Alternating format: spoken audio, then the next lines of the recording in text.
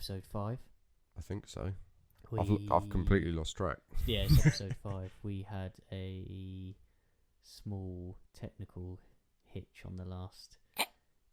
John broke our equipment. I tried. I just put that we're having syncing on the Instagram issues. Story. Yeah, you were like, "Oh, we're having problems with our thing," where it's not. No, John broke the equipment. I broke it. The chip in the mixer had a slight malfunction, so I had to get it repaired. But it's all sorted now. Well, hopefully, anyway. Yeah. So it's Friday night. We normally record on a Tuesday, but it's now Friday night to try and get it out on Monday. Yeah. So the things we do for this podcast. It's a commitment. We're also not even in the usual place to record this either. We're in my half-finished kitchen. So there might be a bit of echo in this one. But since then, we've had 2 events happen. One that I went to and the other one we both went to. Yes. Which you were invited to the first one. Yeah. You just couldn't go. For once. Yeah. So you went to... Well, really, we should start with how's your week been? Or 2 weeks. True. Very true. It's been 2 weeks. Yeah. How's your 2 weeks of training been? Pretty good. Just training, really.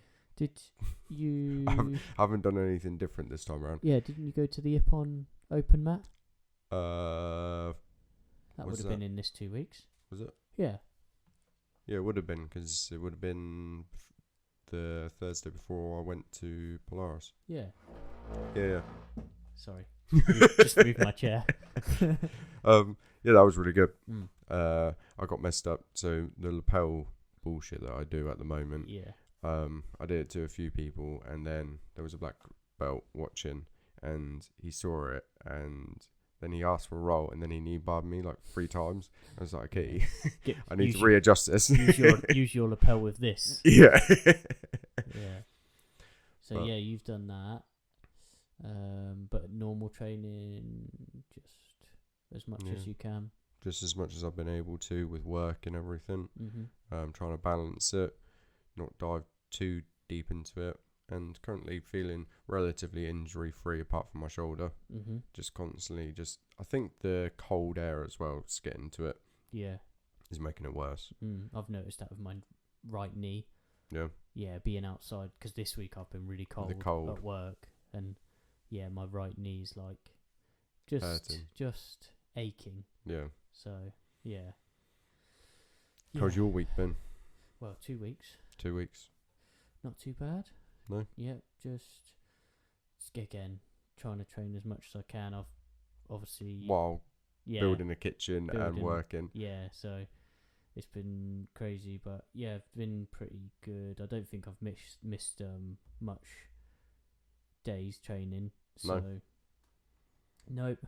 And then we'll come on to it, but obviously we've had the seminar. So, but the first thing was. So you and John.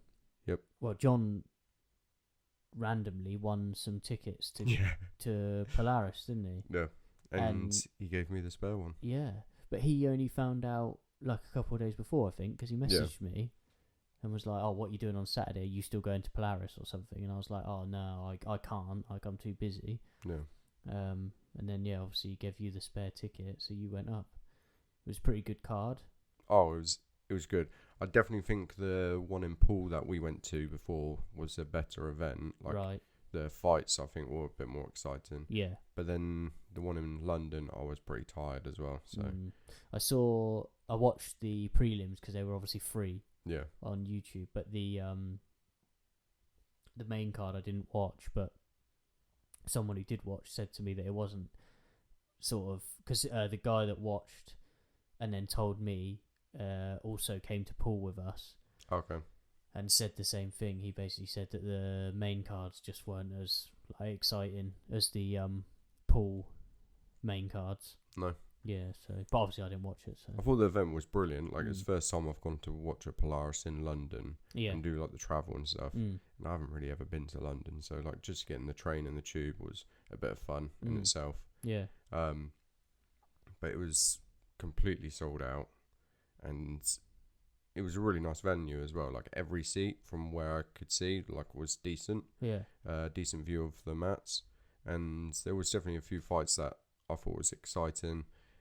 Seeing a guy called Marco, I think his name was Marco, who versed Andy Roberts. His guard and like. What, he fought Andy Roberts on this card? Yeah. Did Andy Roberts fight on the last one in pool? Not sure. I want to say he did for some reason. I can't remember. Yeah, not sure, but that was a good, fun key fight to watch. That was exciting. Oh, he might have actually. Yeah. Because he wasn't sure if it was a twist of the ankle, that wasn't was it? Yeah, yeah. Yeah. And isn't he just fought at the Euros, BJJ Euros or whatever it's called? That I'm not sure on. Yeah, I want to say yes, but I could be wrong. So that Polaris as well was the first MP, first MP to fight compete in Polaris. Yeah. So that's quite interesting. He's the MP of Swindon, isn't he? Yeah. And he teaches or owns, I suppose. I'm not sure what he does now with it, but he used to have 10th Planet Swindon. Yeah. And I think he still trains like once a week or something. Yeah, but I'm not sure if he still owns the club and gets someone else to teach or what. Right, yeah. But back when I was a white belt, I went down and trained with him. Yeah. Once or twice. What's his surname? Stone. Yeah. Yeah, Stone. Will Stone. Yeah. And such a nice guy. Mm. And seeing him then become an MP, and then also, while being an MP, go and compete on Polaris, I thought it was brilliant. Yeah, it's crazy. And like the amount of eyes it brought to jiu-jitsu as well. well. Yeah, well, there was like loads of TV reports on like ITV because you had a little cameo on ITV. But yeah, it's definitely, because I watched a few of the news reports and it's like all, talking about jiu-jitsu and stuff like that. So I suppose it might have introduced people that not necessarily would train jiu-jitsu, like, because it may have taken the eye and just be like, what is this? Yeah, like sort of, I want to say like different. Oh, sorry, the dog's just looking for a ball to play with. Different like classes, like social classes or whatever you call it, like as in, because he's obviously an MP, so people that would have like naturally followed him would be not necessarily like young people, like not necessarily the people that you'd expect to get into jiu-jitsu. So it's definitely like broadened that interest. Yeah, well, especially having him in like the Houses of Parliament and going in there, being around a completely different group of people to what I would guess he would be in his gym. Yeah. It just shows like the different walks of life though that will walk into a jiu-jitsu gym and train. Like you don't, like, if there's no chance in hell I'd ever be anywhere near Parliament. Yeah. For any good reason. Yeah. So like, and then like you're outside working all the time. I'm inside. We do two completely different types of jobs, but still, like, it's just so weird how many. I remember once at New Year's do that we had for jiu-jitsu, when we went out, I remember going, after having food, we were going out to the pub. And I remember so clearly looking back and looking at everyone thinking, there is no other like sport I think you would find where it's such a range of people. Yeah. Different jobs, different backgrounds, different ages. Yeah. Just like it's such a mixture of different types of people. But everyone mixes, whereas like you'd think you don't get like little cliquey groups. Yeah. Like obviously you get people that tend to like build better relationships with certain people. But from our gym especially, I notice it's everyone seems to sort of talk to everyone. Yeah. And you don't have like groups. You have your favorite training partners. Yeah. And everyone does, but you still mix, and when it comes to sparring, and everyone just gets along and enjoys each other's company. Yeah, exactly. You obviously get the odd few that sort of come into the club, don't really fit in, or it's just not for them. And they end up leaving, but it's not down to like feeling welcomed or anything. It's just the fact it's not for them. But I don't know if it's like weird with Will that you just never or I would never consider. I would never look at an MP and be like, "Oh, I wonder if he trains." Yeah, You just never think No. that they did, and so it's quite. Yeah, it's a bit of a weird thing, but it's. 'Cause sometimes you can just tell, like, just the way someone's like when we were there, and they had the people taking photos or like doing some videography and stuff like that. There was 2 people that walked in, and I said to John, "I bet you any money they're from either ITV or BBC." Yeah. Something like that. Just because you can just tell by their aura or just how they were. They didn't look They weren't like jiu-jitsu people. yeah. Yeah. Like she was like wearing a miniskirt or something, and just not. Well, obviously, people who do jiu-jitsu can wear miniskirts. I'm not saying you're not allowed to, Digging a but hole. just but the way they were dressed and the way they were just like presenting themselves, like they're too. They come across way too official to be here for any other reason. Yeah, but that's what I mean. Like, you sort of think that you have this perception of what a jiu-jitsu person looks like. Yeah. But then you have like Will, who's like puts a nice smart suit on and goes into the Houses of Parliament for his job, and then like comes and trains. Whereas like me and you, we're just like wear like jiu-jitsu hoodies, trackies, jiu-jitsu hoodies. And so you'd probably walk down the street and be like, oh, maybe he trains. But you'd have to look at their ears. Yeah. That's a telltale sign. I haven't suffered with any yet. No? No, I've got a little... We've got to work on that. Yeah, I've got... if you keep smothering me, it's I've got, like, all the way over the top of one ear's gone hard, but it doesn't look any different. But the only thing I'm suffering with is, like, my hearing in my left ear. Oh, really? So it's, like, yeah, but it could be completely Have you tried one of those, like... syringe things? No, those wax... Oh, when you burn? No. Oh. There's one... I bought one the other week. It's got a camera on it with like a little... looks like a tiny spoon. Yeah. And you can see what you're doing. Yeah. And you can take all the wax out. Because I completely blocked my ear up. I couldn't hear anything. And I bought one of those. And you can record it as well. So I still got the video if you want to see it. Maybe we'll put it on the page. Yeah. What a lovely... John clearing his ear out. Yeah. That'll get us some views. Yeah. Yeah, so Polaris, but so is there any other good... Off the top of my head, there was one really close fight, I remember, where it went down to like the last second. But there was, like, the whole card was decent. There was a couple of fights that was a little bit sort of stale. But overall, it was a brilliant event. So going back to a previous podcast, Yep. Would you say the stale matches were more in the gi or no gi? Because I think we've had this conversation before, and I said it's a lot more obvious in the gi. Yeah, I said about the pool card Polaris that the main card events there that was in the gi were not necessarily boring for us, but when we talk about getting jiu-jitsu out into a wider spectrum, if they were to watch it in the gi, to general public would be boring, I would say, because it's so easy to stall. But would you also say it's easier to understand no gi to an outsider than the gi? Or would you say they're both just as bad as each other to try and understand? I think people probably look at the gi and go, why have they got that on? Yeah. Like, it's definitely... Does he do karate? Yeah. You wouldn't... Like, I think when I first started training, as I said, I touched on this in the last episode about, like, wearing a gi. I think part of not wanting to wear a gi is that you just, like... You sort of, when you first do it and you're, like, a bit younger, you're like, why am I putting some pyjamas on to go and, like, wrestle with people? Do you know what I mean? Because there's a young lad that trains at Newbury, and he came to a class the other day, and trying to best way to explain this without sort of like making it too obvious who it was, but so basically, like, he turned up and we had to be in the gi. Okay. And he was like, he's only a young lad. I'd probably say he's probably only like 15. He's just started coming to the 15, 16, something like that. Comes to the adult open mats and that. And I said to him, just, grab, because we have some spare gis on the racks at Newbury, and I was like, just chuck a gi on and, like, jump on, you might learn something, or, whatever. And he was like, oh, no, like, I don't train in the gi, it's not for me, like, I know, like, I'm a no-gi guy, sort of thing.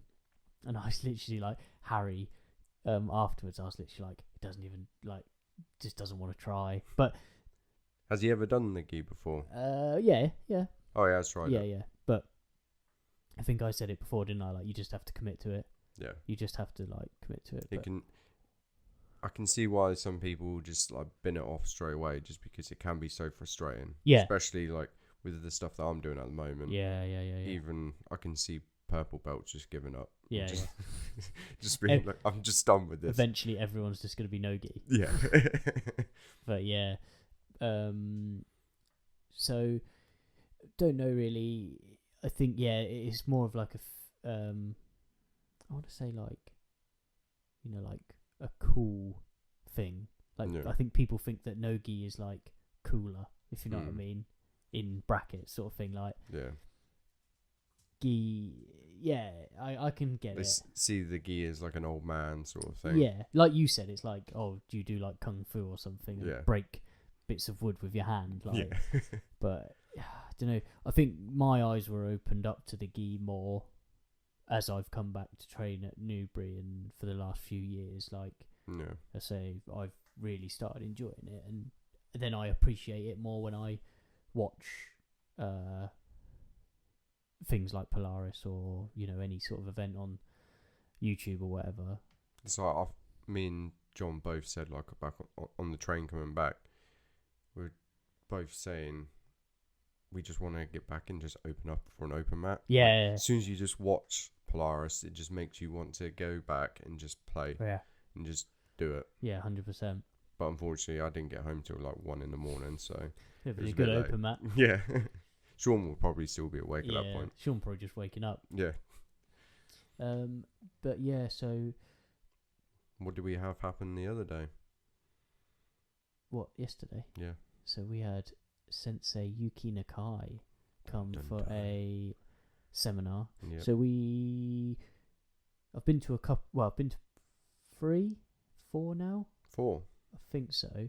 But he normally does one a year, doesn't he? Yeah. Comes over once a year. This year he's done twice. But he's done twice this year. I was really gutted though. Sorry to butt in. Yeah. I was trying to find photos of me with him at every belt, and we don't think I had a seminar with him when I was a blue belt, because I found one as a white belt and purple and brown, but I can't find one as blue. But that was during COVID, because I got my blue belt just before COVID, and so then it was still sort of kind of locked down as we got back into it, and he didn't come over. Yeah, you'll have to put a blue belt on and like recreate it. That's what they were saying when we went to the pub afterwards. They were like, "Oh, you can Photoshop it." It was like, "Yeah, but I know it's not real." That's the problem. Like, I wanted that sort of picture. Yeah. Someone else said to me the other day that they were planning on doing that because they were obviously they want to stick to jiu-jitsu. Yeah. And he's saying to me he's gonna, like, he had a picture with him with like one, I can't remember if he said 1 stripe or 2 stripe, like white belt, and then he came last night and had another picture with him, and he's gonna keep the pictures as like a progression, because he knows that obviously he comes like once a year, so that'd be quite interesting to see. You could sort of like timestamp it. Yeah. But it was really good. He did sort of some sweeps from, well, he did a sweep from stand-in and a takedown from stand-in. He did a sweep from turtle position and then a sweep from half guard. Yeah. All the same sweep. I can't remember do you remember the Japanese name for it? No. Not at all. I can't. Yeah, I'm really bad at that. But I want to say it was like something gay. Sumigashi? Was it a sumigashi? I don't know. I'm just going off what you're trying to say and trying to guess. I don't know if it was. But anyway, it was effectively you God, how's the best way to explain this? So you put your arm, you grab their belt, you have your arm parallel up their spine, elbow tucked to your own body, and then you go through their arm that's closest to your body, and like an underhook, and you figure 4 your own wrist again with still holding the belt, and then whatever side your arm is on, so for me it was my left arm, you then used your left leg and you sort of did it. I'm sure it's called a sumigeshi roll, but anyway, this could be well wrong. Anyway, you used to like fall to your hip and then use that leg to sweep them up and over your head, sort of thing. But he was saying about staying tight so that you sort of end up in side control naturally, or some people ended up in the mount, but he was aiming for side control really, and then did the same sweep style but from turtle position, where you sort of like switch your leg and then get your leg between your opponent's legs and then sweep them again up and over your head. And then the half guard one was similar, but it was more about regaining your trapped leg. So if they're really like locking onto your leg, which some people do because they don't want you to pass that, obviously you're one leg away from passing, so they're really locking onto that. So it was more about an easy way of passing rather than trying to fight that. I really enjoyed the foot choke. Oh yeah, that was so from the so he did an armbar setup from mount also, which was so simple actually, and I think a lot of people probably really like that and use that. But then it was like an armbar from mount, and then it was you slide to your hip and put your foot on their throat like a go-go plata almost, but sort of like from the side. Yeah. And then you can effectively like put one arm out and post, put one leg out and post, and like twist into them, and it just chokes them with your foot. Yeah. And it was like, I was like, yeah, amazing. I didn't get a huge amount of practice in any of these techniques because my partner was useless. Ah. Yeah. Okay. Yeah. So I'm just putting that out there. Yeah. Apart from the foot choke, I was just able to put my foot up the nose. So I was happy with that. Yeah. But no, it was a really cool technique. It was. Everything that was shown yesterday sunk in. Yeah. Whereas normally I'll go to a seminar and I think the idea of a seminar is that maybe you only pick up one thing. Yeah.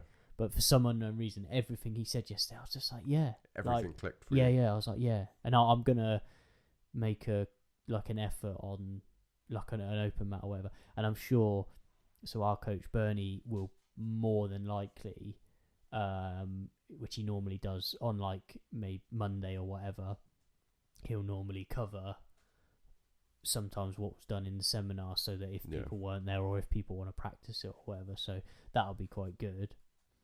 How did you find the last throw? Yeah, I was just about to say that. Yeah, samurai. Yeah, I absolutely love that. So powerful. Yeah. So me and Sam had to end up partnering up with a young girl that does the kids class, and she was only 13, but she was partnered up with two lads, but they sort of like, well, you know what they're like, they just started beating each other up. So Sam was like, oh, come with us, and so she's 13, and she managed to get me with it, if you know what I mean. It's just so powerful. Yeah. Like double, what would you call that? Lapel grips? Yeah, double lapel grip on one lapel. And then, he said, like, you strike it down like a samurai sword. Yeah. And you just fall down. Yeah. So much power coming like, down. With my partner, she's, I don't know, probably like 30 kg, 40 kg lighter than me. Maybe I even thought you more. should say that was it. I thought she's 30 kg.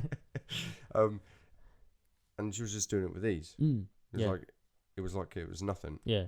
And even with Sam, I was like trying to resist it slightly. And you just like, you can resist it, but then like you put so much resistance in it that then there was like an ankle pick straight away, or like a double leg or a single leg or whatever, because you have to put loads of resistance into it to stop getting thrown onto like all fours sort of thing. So yeah, it was crazy really. I'm definitely going to be trying that tomorrow. That's your Friday morning. Would be good to keep covering that as well, wouldn't it? Yeah, that's true. Thank you for that. That's right. I'll add that in. That's all right. Just call me sensei. Yeah, can't do it on Sam's classes Wednesdays. No, it's no-gi. Yeah. So you do have some questions. I put a post out on Instagram just before we recorded, and the first one was from, it's quite a good question actually, from Archie. He won't care that said it's from him, I don't think. And he said, what is both of your most memorable moments in jiu-jitsu so far? So, what is your... Have you already thought of this? Because I might need to think. I think mine would be easy. Probably, I don't know. I was going to say getting my blue belt, right? But it was probably... I just don't know, there's a few. It's hard to pinpoint the exact one that like's the biggest to you. Weirdly, it was probably getting my first 2 stripes on my white belt, because obviously if people have listened to the previous one and listened to my sort of road of jiu-jitsu, like, I trained for a long time on and off, and never had anything like that. I was like no gi or just didn't get promoted or whatever. So yeah, I think potentially that's probably one of my most memorable. Yeah.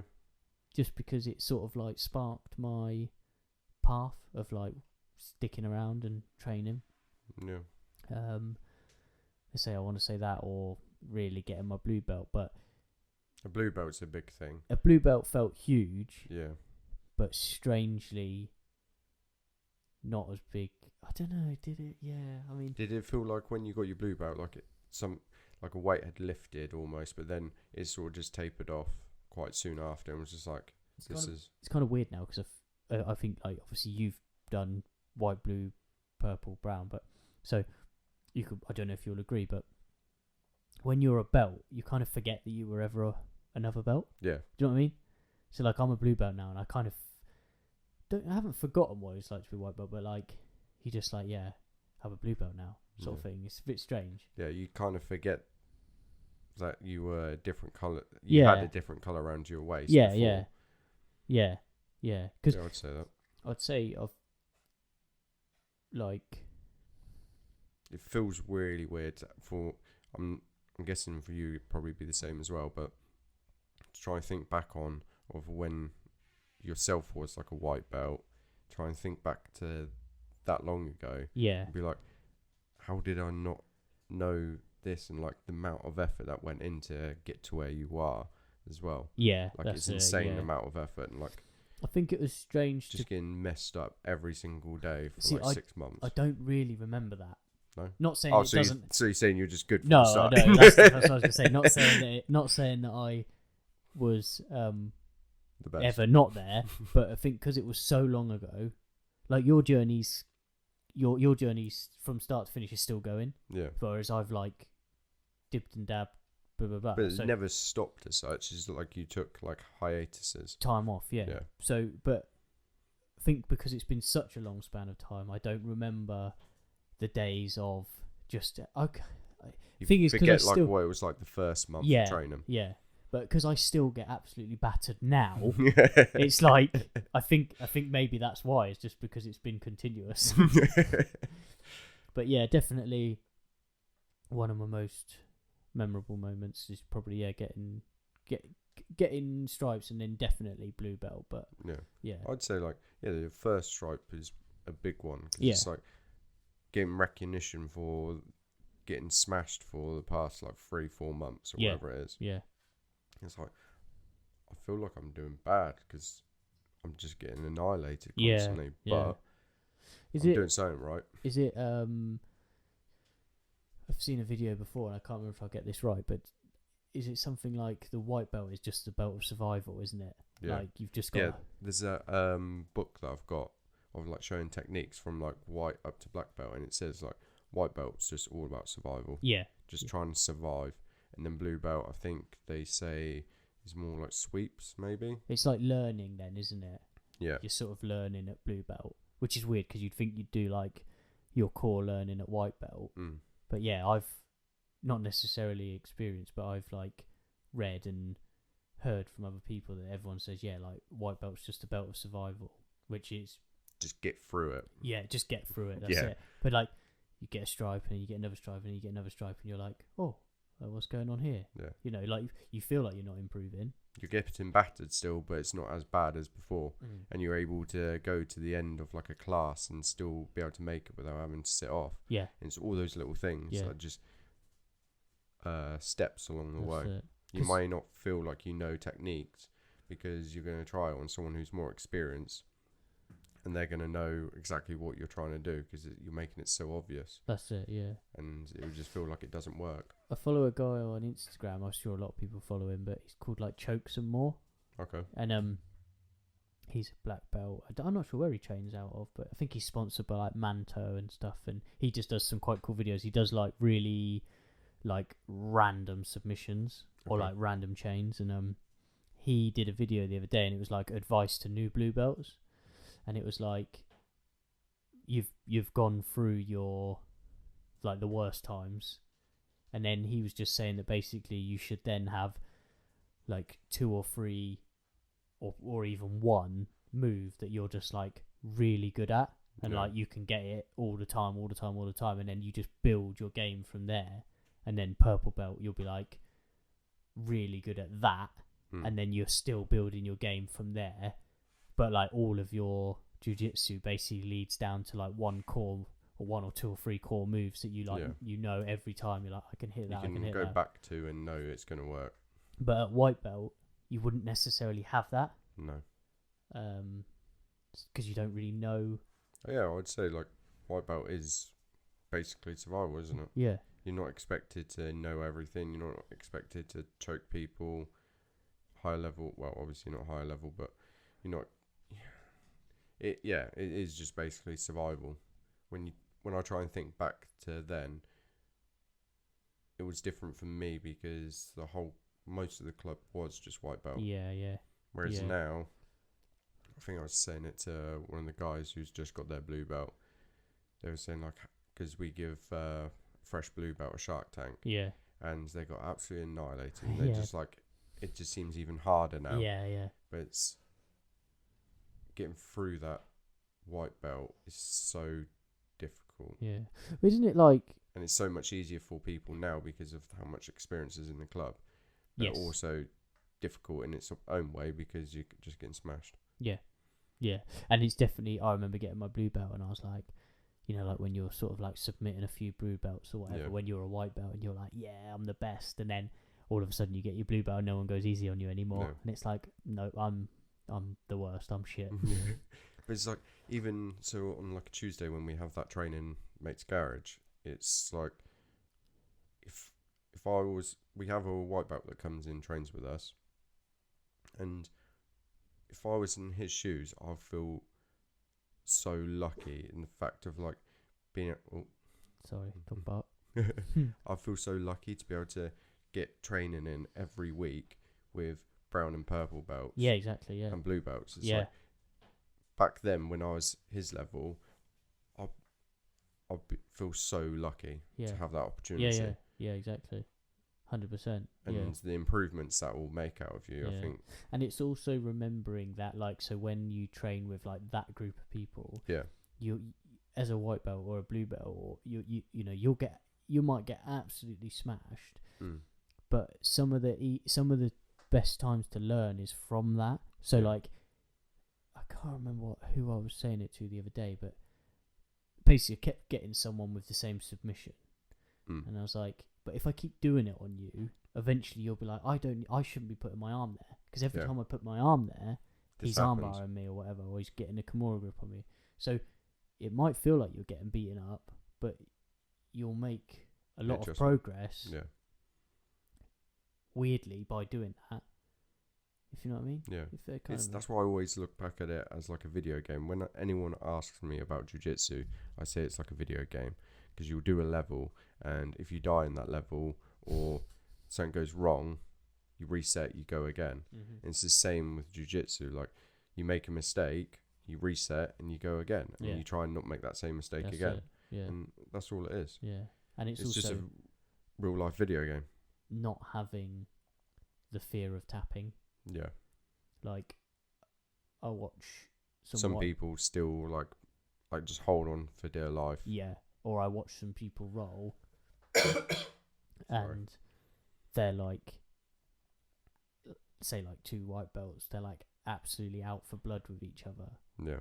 And like they're more likely to hurt each other. And it's just tap. Like, there's no harm in just tapping. yeah, that's Like, it. I'm a bad example because Yeah, you've been put out a lot of times. I think I've been unconscious like 6 times now, which obviously is not a good thing. But I push the chokes usually quite close to the limit, unless it's really obvious that I'm not going to escape, and then I'll just tap. But I tend to try and find a way to escape with the choke. Yeah. Whereas arm bars, leg locks, I don't want my arm broken. Yeah. There is no... With a choke, it's like, yeah, all right, you're going to go unconscious. Yeah. With a joint, it's like, okay, I'm break. going to the hospital. Yeah, and then you're out of jiu-jitsu for like Yeah. 6 months. But,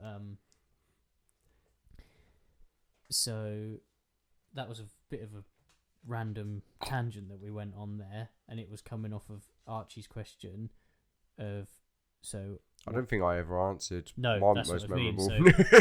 So what is your most memorable moment so far? So far, I've had all this time to try and think about it, but Mm. I still can't pinpoint one that really stands out to me. The only thing that kind of stands out is my first silver medal, Yeah. which it was, I think it was like All-Stars comp, but I had to do like 3 or 4 fights just to get that. Yeah. And I was just like, I put so much effort into it, got this silver, lost in the final, wasn't by submission, it was just points. And that was a memorable moment, I think. Yeah. It's funny, isn't it? Because everyone would probably think that, like me saying about white belt stripes, even though I've got a blue belt, or you've won golds, but you know, that silver being your most memorable, because it's like sometimes that's the hardest fight for stuff like that.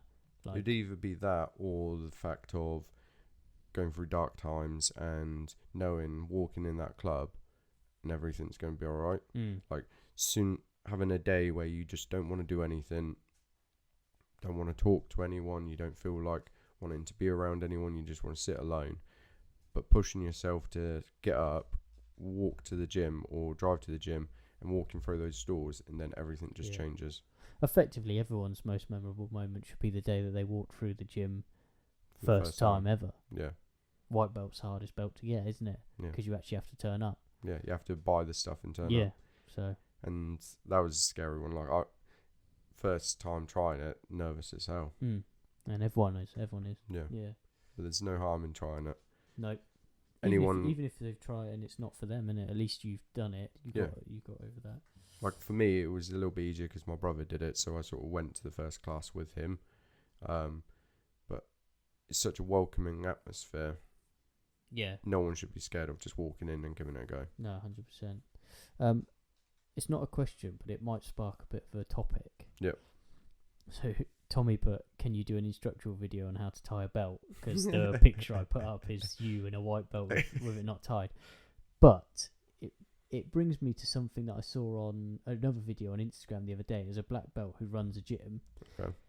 He said he refuses to give people blue belts if they can't tie a white belt. What do you think on that? Fair play. Shouldn't get a blue belt. So Tommy, learn to tie your belt, otherwise you're never getting a blue belt. But it's interesting, isn't it? Because it's like, when you look in the gi, say a lot of this, you know, having a belt and that, we talk about it because I think if you train in the gi, you should be able to know how to tie a belt. It's quite funny, isn't it? Because there's a video of Jay Rodriguez from BT. J-Rod. Yeah. And he went to Ippon, didn't he? And he never trains in the gi. And there was a video, wasn't there, of him asking how to tie his purple belt. Oh, yeah. Yeah. But I think if you train in the gi, and you do train a lot, it's quite a simple thing to do, isn't it? Like, tie your belt. But doesn't it date... There is different techniques to doing it. Yeah. But doesn't it date back to... Because another video I saw was... I think it might have been the same guy, was saying, like, it's about a respect thing. Like, whenever you, like, turn back into... for the coach to talk or whatever, you should always adjust your belt and your gi and stuff to look presentable. I don't know where that... It's just obviously like a respect thing or like a thing. So it's, again, tying your belt in the correct way. It's not even the correct way, but it's like the correct knot, almost, isn't it? It bugs me when people do it where they just wrap it round and they have like the twist in the back. That's how I do it. Why? I like it so it's nice and flat, smooth, no twist, smooth around the back. That's the proper I way. do it where I start at the back, wrap it all the way round, and then tie it at the front. That's why you're still a blue belt. Yeah, maybe I'm not allowed And my took purple belt. Yeah. Yeah. A lot of people do it that way. Yeah. I just don't tend know to. I think I just found like an Instagram video. I think I probably would have done it that way if that was the way I was taught originally. Yeah. My brother showed me how to tie my belt, and he showed it the way that I've always done it now, Yeah. which is like you put the tag on your like left hip and you wrap around, and then you let that bit fall out and the top one fall down Yeah. halfway, and then do the knot, Yeah. which just seems smooth. Yeah. You get no twist in the back. Tidy, presentable. Unlike So- your stupid twist. Oh well. I won't say who asked this. Oh. But he said, "Is it okay to wrist lock, try hard, spazzy white belts?" At what level? Is this like for another white belt to do it to a white belt? Well, Or is it I'll any show belt? you this guy, and I'm pretty sure he's. Actually, don't show me. I'm pretty sure he's blue belt. No. He's not a blue belt. No? No. Is he purple? Yeah. Is he? Yeah.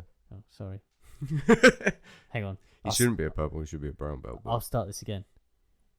I'll show you this guy. Isn't he a purple belt? And sorry, what was the question? It just says, "Is it okay to wrist lock, try hard, spazzy white belts?" At white belt, like a white belt doing it to another white belt, I think no. But I would say, well, blue belt you're allowed to do it at comp, but I think Yeah. maybe purple belts and above, you have Yeah. a bit more control. Yeah. Whereas a blue belt, just learning wrist locks, maybe accidentally put it on a bit too hard and break someone's wrist or do some damage. I was wondering how. Whereas purple, I think you have a bit more experience at the technique. Yeah. Let's say I use wrist locks. Yeah. But Gotta love them. yeah. I always wonder how easy your actual wrist would be to break. Like, Some people have really flexible wrists. I was going to say, yeah. Like, I reckon it can go quite a long. I'm not going to try and find out. No, please don't. But I reckon it can go quite a way. Mine don't. Oh. Literally, anytime you put it on just slight bend, I'm tapping. Like, Yeah. it hurts. Yeah. I know some people can like bend and put their fingers like touching their arm. Yeah, exactly. Yeah. I can't do that. But yeah, To this person, if you're listening, don't try do it to me. Yeah, do Please. it. Yeah, do it. But I think if you're careful, What, with at it. any belt level? Yeah. What, even a white belt doing it to Oh a white no. belt? Oh. No. Yeah, sorry, no. What would you say? Blue belt doing it to a white Yeah. belt's okay? I think so. If they're like not if Mates. you're having a good roll, but if they're like being a complete dick. Fireworks. She's got fireworks going on in the background. Might. Maybe we hit 100 subscribers. Yeah. Yeah, I think if they're being like a complete dick, like it's hard because you shouldn't really say that. But you know, like when you roll with someone and they're just Is that going to teach them though? Wrist locking them. Is that going to course stop it's them gonna from teach 'em. spazzing? as my good friend Sam says, you got to let the kids know. I think you're with trying to teach a spazzy white belt a lesson to like relax. I think it's more about control. Because you can tap them all day long, but they're never going to stop spazzing. But if you just control them to the point where they can't spaz and realise... Well, I mean, you just like get on, you put all your weight down on them, and Just then you hold just 'em and then then- you just find their wrist, This is where the smother comes in. and yeah, exactly, and then you just gently apply on their A wrist lock Yeah, while smothering them. yeah, Maybe that's the way. yeah. It is. Torture them and then smother them. Torture them and then wrist lock them. Yeah, I like wrist locks. But I think... Yuki Nakai showed wrist locks, so therefore everyone is allowed to wrist lock. I also showed him smothering, and he liked that. With one of the foot choke that he showed, I also smothered at the same time, and he was like, "Oh yeah," it was like good. Yeah. I love the fact that he doesn't speak a huge amount of English. Just makes It's great, it that much better. Yeah, it is pretty good. I was saying that. I remember saying that. Was it last time? No, when I was a blue belt, sorry, I always remember. That's one of my highlights, actually. I just realised. Yeah. One of my highlights is Yuki showing his favourite choke on me. So you did see Yuki at blue belt then? Was it? No, purple belt, sorry. Yeah, purple. No. Yeah, it was purple, sorry. Oh, right. I was just wearing different colour gi. Yeah, he showed choke and demonstrated it on me, and it was horrendous. And the only thing he said to me was, "Go to hell." Not as he demonstrated it, as he put his knuckle into my neck. Yeah. He was like, "Go to hell." Yeah. I was like, that was a highlight. Yeah. What was I going to say? I was going to say something off the back of that. That I'm a really good brown belt. No, not yet. I don't think your magic powers have come through in the mail yet. I'm getting so much shit lately. Like, I've never had so many people give me abuse. Really? No. Like, the past couple of weeks, it's been horrendous. And it's getting a lot worse just because Lottie's back. Yeah. She's back for 11 months and... It's going to be 11 months of abuse. Yeah. Yeah. Like, yesterday, all it was just abuse. Just calling me, telling me I smell like a quaver, or what's it, or whatever it was. Calling me fat, just constant abuse, just non-stop. And Harry's getting involved on it. He's loving the fact that someone's giving me shit instead of me giving... It's character building. Yeah. That was like yesterday when he was being really nice about me and then I just came in and insulted him. You just... So, someone did that at Sean's as well, I think. What? Gave him abuse when he was just being nice. Harry is a nice guy, to be fair. He's always nice. But since, I think it was around lockdown, as it eased, we started training at my work, a group of us, French Chris, Harry, me and my brother. And me and my brother would always just chat shit to each other while we roll. And since that point, I think Harry started opening up and started talking some shit. Yeah. Yeah, he is funny when he gets going. Yeah. Sometimes I'm not sure if he's being serious or not. Yeah. John says, do you think that Sam will ever coach Wednesday mornings again? It's a question for Sam, isn't it? That is a question for Sam. We're going to need to get him on. But what's your opinion? I don't know. I think he will. You reckon? I miss Sam's classes. He was really good at teaching. Good coach. Yeah. He was good at explaining it, and I'm pretty sure white belts would really enjoy if he took it back, because it's just absolute sweat fest when I'm doing the Wednesday mornings. Yeah, that's only because you want to lose weight. Half the time I'm not even doing it. Oh. I much prefer just being able to go round and check everyone's doing the techniques correctly, maybe talk some shit to some people at the same time. Yeah. Yeah. No, that's good.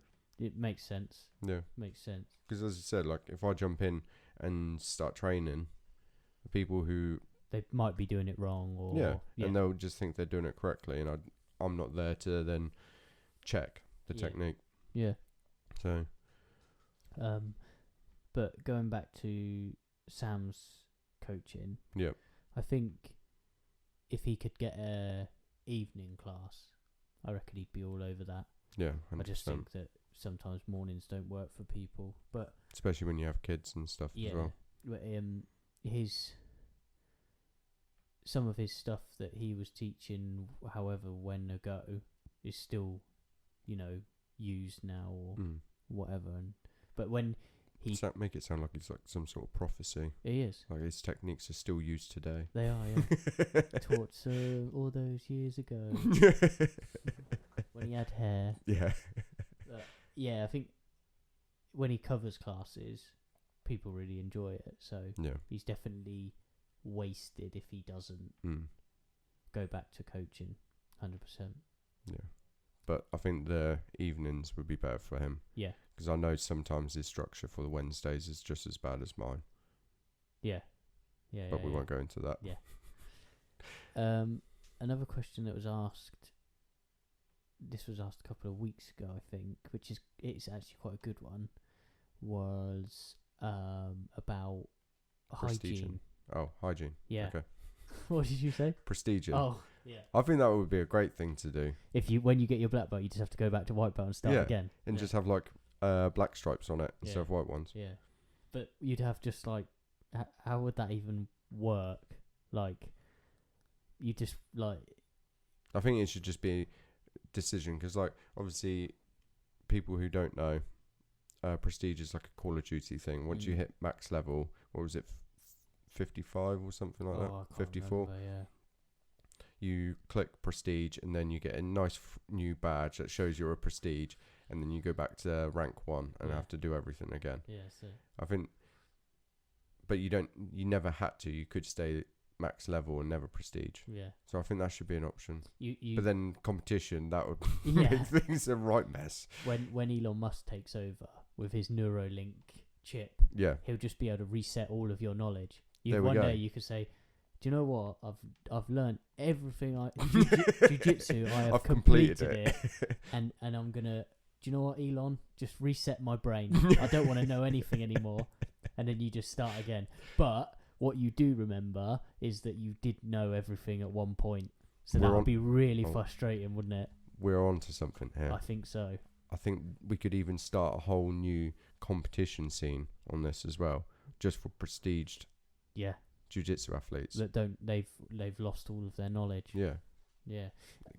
Really random, and I don't know why it links, but have you seen that video of, or not video, but that thing that they're bringing out, which is called like I can't remember, something games, where basically it's just loads of people on steroids.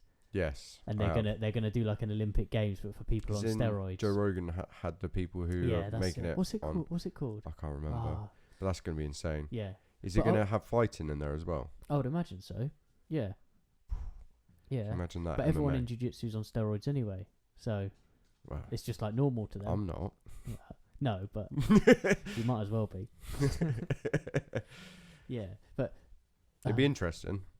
Yeah, it will be. It's like me and two other guys were having a conversation about it at jiu-jitsu the other day, and it's like, if someone wants to do that, then why shouldn't we test what's physically possible with the human body? Yeah. Like, why not?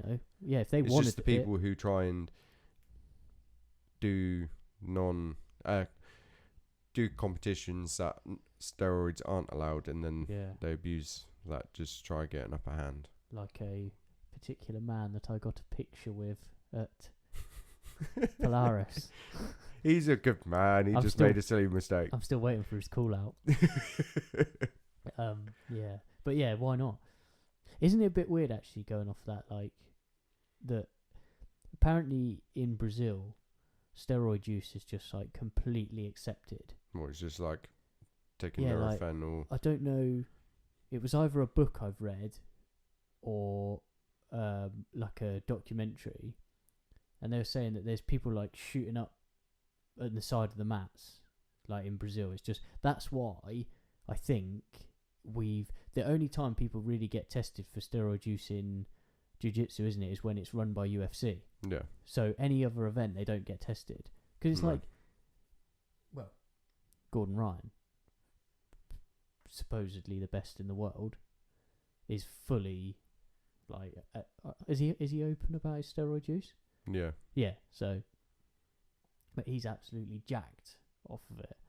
But then there's a big resurgence at the moment, isn't there, of people that are saying they shouldn't be used. Like, I know Mikey Musumeci's got like a massive thing about wanting to be natural and stuff like that. There's quite a few people that talk about being natural and fighting that way. I like how Craig Jones is so open about it, and like drug use. I'm pretty sure, wasn't there a clip from the CGI when they were in the changing rooms, and he went off screen just slightly, and he came back with one finger on his nose, he'd just done a line or something. But when he did Joe Rogan podcast, he said he's that open about it that people think he's joking. Yeah. But he's not. Like, he's got a sunglasses brand with a little spoon on the end, and it's like genius. But yeah, funny. But yeah, steroids and that, I can't remember what it's called. That something games, but I'll find out anyway. People probably know. People know what I'm on about. But there was a question you were going to bring up, which I think we should save for a certain guest, which would be a perfect time to talk about.